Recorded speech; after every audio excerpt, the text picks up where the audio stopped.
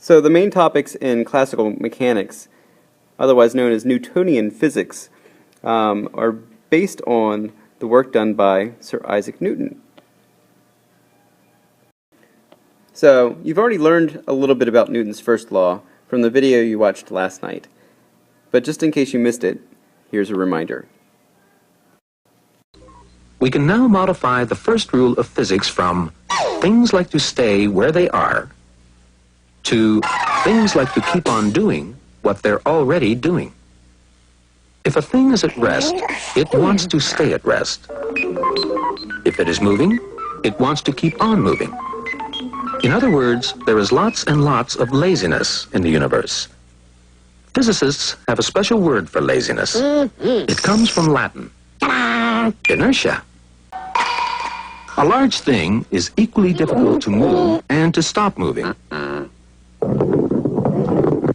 whereas a small thing is easier to move and easier to stop moving.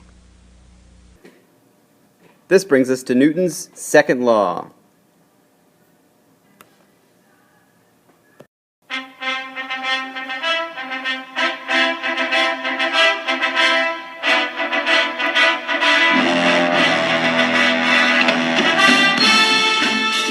Force is equal to mass times acceleration.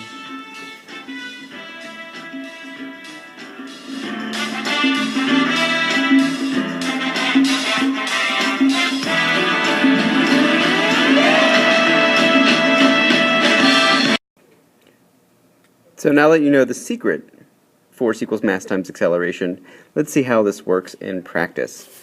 When we talk about force, what we're really talking about is the net force, the total force.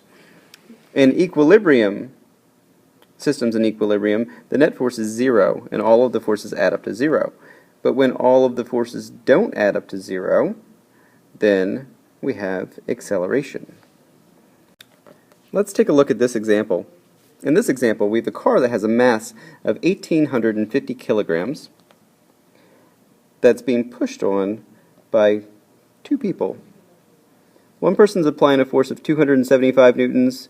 The second person is pushing a little bit harder, applying a force of 395 newtons. And there is a resistive force of 560 newtons pointed in the opposite direction. So the first thing we want to do, get that out of the way, is we want to add those three forces together. So we have 275 newtons plus 395 newtons plus negative 560 newtons. It's negative only because it's pointed to the left. Equals a net force of 110 newtons.